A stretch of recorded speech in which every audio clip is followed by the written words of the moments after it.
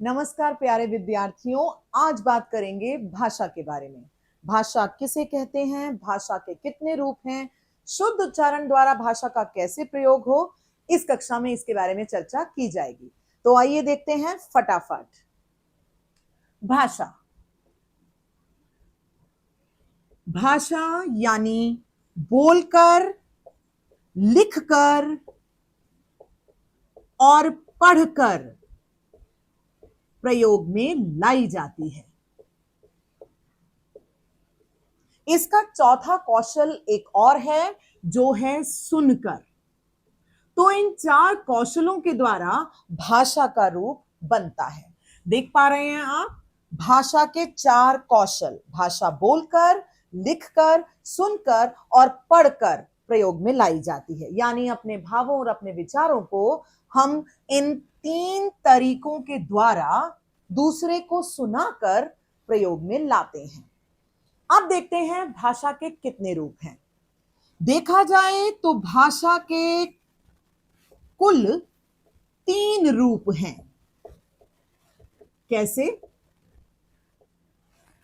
लिखित, जो इस समय मैं कर रही हूं, लिखकर प्रयोग। मौखिक, मैं लिख भी रही हूं और बोलकर भी आपको समझा रही हूं, यानी मौखिक रूप से भी। तीसरा रूप है सांकेतिक। सांकेतिक यानी इशारों के द्वारा।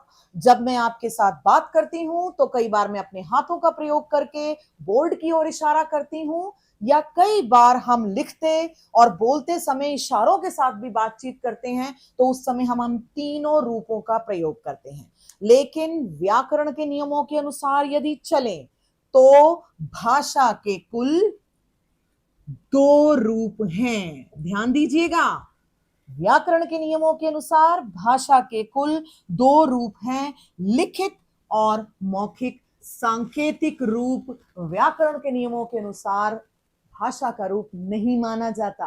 क्यों?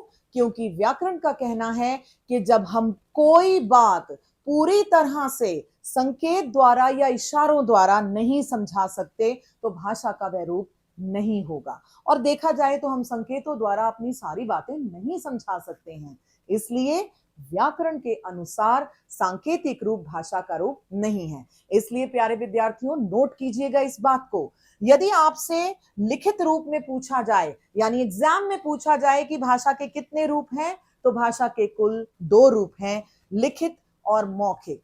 लेकिन बात आती है जब आप किसी से बात करते करते ये बताते हैं कि भाषा के कितने रूप हैं, तो कह सकते हैं कि लिखित और मौखिक रूप तो है ही भाषा का, लेकिन एक सांकेतिक रूप भी है, क्योंकि साइन लैंग्वेज भी उतनी ही जरूरी है।